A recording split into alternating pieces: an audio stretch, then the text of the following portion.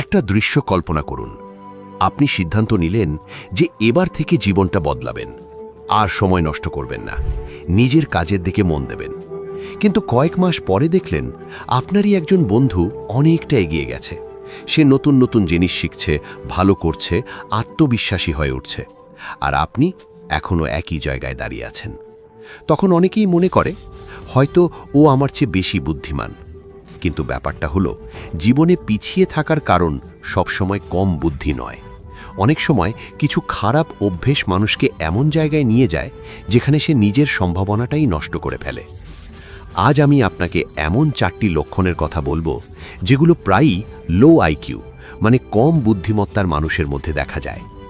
আর মজার বিষয় হলো, বেশিরভাগ মানুষ বুঝতেই পারে না যে তারা নিজেরাই এই কাজগুলো করছে। তার মধ্যে সবথেকে বড় কথা হলো, যদি আপনাদের এই ভিডিওটি ভালো লাগে তাহলে চ্যানেলটি সাবস্ক্রাইব করুন এবং একটা লাইক দিন ও শেয়ার করুন। আর পরের ভিডিওটি কোন টপিক ওপর বানাবো কমেন্ট করুন। চলুন শুরু করি। ফার্স্ট লক্ষণ, সব সময় অন্যকে দোষ দেওয়া। ধরুন পরীক্ষায় আপনি খারাপ ফল করলেন, তারপর বললেন, স্যার ভালো পড়াননি, প্রশ্ন খুব কঠিন ছিল, আমার ভাগ্য খারাপ। হয়তো এসবের কিছুটা সত্যি, কিন্তু একটা প্রশ্ন করুন নিজেকে, এসব বললে কি আপনার ফলাফল বদলে যাবে? না। দেখুন, কম বুদ্ধিমান মানুষ সাধারণত সমস্যার সমাধান খোঁজে না, তারা খোঁজে দোষ দেওয়ার মতো কাউকে। অন্যদিকে বুদ্ধিমান মানুষ ভাবে, ঠিক আছে, যা হয়েছে তো হয়েছে, এখন আমি কি করতে পারি? এই চিন্তাটাই জীবন বদলে দেয়। কারণ অভিযোগ করলে সমস্যা একই থাকে, কিন্তু রেসপন্সিবিলিটি নিলে সমাধান খুঁজে পাওয়া যায়। সেকেন্ড লক্ষণ, তারা মনে করে তারা সব জানে। আমি এমন অনেক মানুষ দেখেছি যারা সবসময় বলে, আমাকে শেখানোর দরকার নেই, আমি এগুলো আগেই জানি। কিন্তু সত্যিটা হলো, যে মানুষ সত্যিই বুদ্ধিমান সে জানে যে তার এখনও অনেক কিছু শেখার বাকি আছে। ভাবুন একটা খালি গ্লাস, খালি গ্লাসে পানি ঢালা যায়, কিন্তু যদি গ্লাস আগে থেকেই ভর্তি থাকে তাহলে নতুন কিছু ঢালা যায় না। আমাদের মস্তিষ্ক ঠিক এমনই। আপনি যদি ভাবেন যে আপনি সব জানেন, তাহলে নতুন কিছু শেখার দরজাটা নিজেই বন্ধ করে দিচ্ছেন। আর পৃথিবীতে যারা সবচেয়ে সফল হয়েছে তারা কখনো শেখা বন্ধ করেনি, তারা প্রতিদিন একটু একটু করে নিজেকে উন্নত করেছে। 3 নম্বর লক্ষণ, তারা সত্যের চেয়ে নিজের ফিলিংকে বেশি বিশ্বাস করে। এখান থেকেই বিষয়টা আরও মজার হয়ে ওঠে। ধরুন কেউ আপনাকে একটা সত্য কথা বলল, কিন্তু সেই কথাটা আপনার ভালো লাগলো না।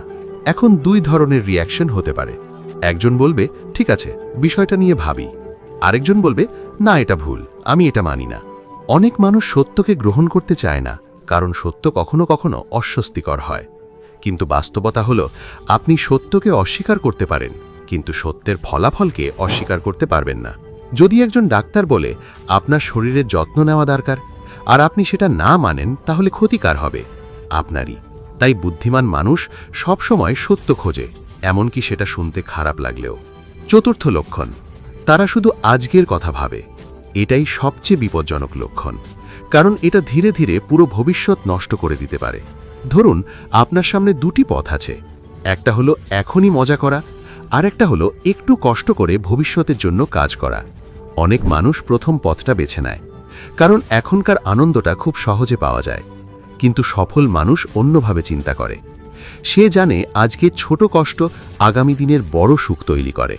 যখন আপনি পড়াশোনা করেন তখন হয়তো ভালো লাগে না, যখন টাকা সঞ্চয় করেন তখনও মজা লাগে না, যখন প্রতিদিন ব্যায়াম করেন তখনও সহজ লাগে না, কিন্তু কয়েক মাস বা কয়েক বছর পরে এর ফল পাওয়া যায়।